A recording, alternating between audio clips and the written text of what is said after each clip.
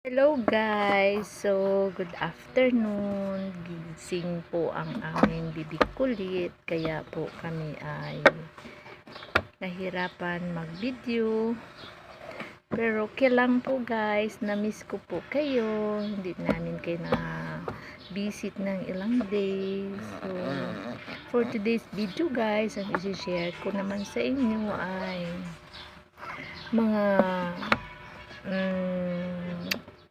lutong bahay na pwede nating pagkakakitaan. So, yun po ay yung pagluluto natin ng ulam, at saka ibabalot na po natin at i-display sa labas ng bahay. Pwede rin po na gagawa tayo ng mga kakanin, i-endorse po, or maghahanap tayo ng mga orders or pa-order natin. Yun po ay isa din pagkakakitaan. At saka ang pinakasimple po guys, yung paggawa natin ng yema, polvoron, or pastillas. Yun po, patok na patok po yun. Pwede po yun sa atin kahit po mga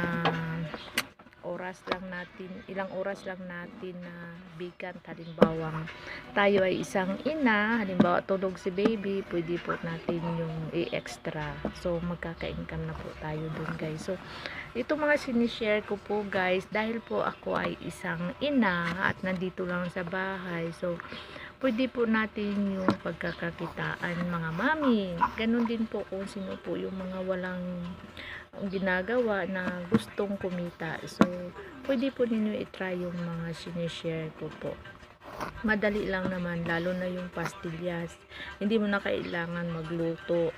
Bumili ka lang ng kondensadang gatas, milk powder, saka sugar, white sugar. Mix mo na lang, mekos mo na kumbaga. Tapos ikaw mismo pwede mo na rin ma-estimate yung thickness niya, kasi pag napoform na, so ibig sabihin pwede na yun guys, kasi ipoform mo pa siya saka ibabalot. So yun po ang ating pastillas. So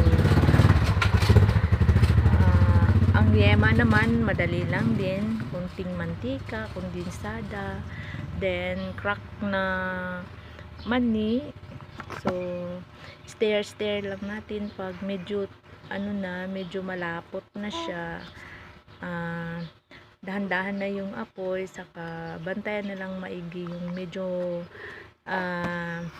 malapot na masyado, nagdidikit-dikit na siya dito sa kawali natin. So pwede nating haon, tapos ilagay natin sa malinis na lalagyan. So doon na po tayo mag-start ng form natin, tapos na natin ibalot sa mga water cellophane. Pwede na po. Pwede rin naman na coat na lang natin ng white sugar. So yun po ay piso-piso na benta, o siguro ngayon medyo mahal-mahal na rin. So depende na po kung gaano kalaki yung talagang kikita tayo. So kung halimbawa naman meron kayong ref, pwede din naman yung mag-ice candy, fruit salad, o kung may panahon kayo, pwede din na gawa ng ice pop. Meron pong mga tutorial na ginagawa dito sa YouTube. Pwede po ninyong i-try, no?